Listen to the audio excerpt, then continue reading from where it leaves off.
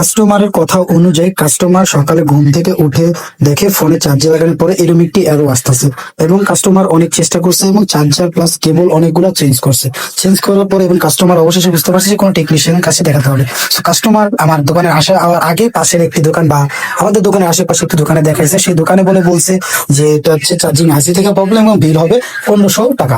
তো কাস্টমার সেটা শুনে সেখান থেকে এসে পড়েছে এবং আমার দোকানে আসছে এবং আমাকে বলে ভাই দেখেন তো কি সমস্যা। তো তাকে বললাম ভাই একটু সময় দেন, খুলে দেখি, এটা খুলে ওয়াশ করলে কয়েক সময় ঠিক হয়। সো এটি সবসময় দেখবেন চার্জিং বোর্ডে বা স্যামসাং ফোনে একটু হালকা পাতলা পানি বা কোনো কিছু ওয়াটার ড্যামেজ হলে এইসব মেসেজ বা এইসব আসে থাকে। তো দেখ এই ফোনটা কিন্তু এরকম কোনো প্রবলেম ছিল না। এই ফোনটি খোলার সাথে সাথে আমি দেখতে পাচ্ছি যে আপনার সাবপিসি থেকে মাদারবোর্ডে যাওয়ার জন্য যে রেবনটি থাকে সেই রেবনটির কানেক্টরটি খোলা। সো যাই হোক আমরা কানেক্টরটা সুন্দরভাবে লাগাই দিয়েছি এবং কাস্টমারকে যখন বলি 150 টাকা বিল, কাস্টমার শুনে কিছু পর্যন্ত অবাক হয়েছে। কাস্টমার বললো যে আপনার আশেপাশে সেই দোকানটি আমাকে বললো 1500 টাকা। যাই হোক কাস্টমার কথা শুনে আমরা বুঝতে পারলাম যে কাস্টমারকে অন্য একটু টেকনিশিয়ান ভুল একটি প্রাইস বলছে। So, যাই হোক আমি একটা নতুন টেকনিশিয়ান বা সবার জন্য একটি ছোটখাটো সাজেশন হিসাবে ধরতে পারি যে আপনারা চেষ্টা করবেন প্রতিটি ফোন খুলে দেখার, আন্দাজে একটা বিল না করার।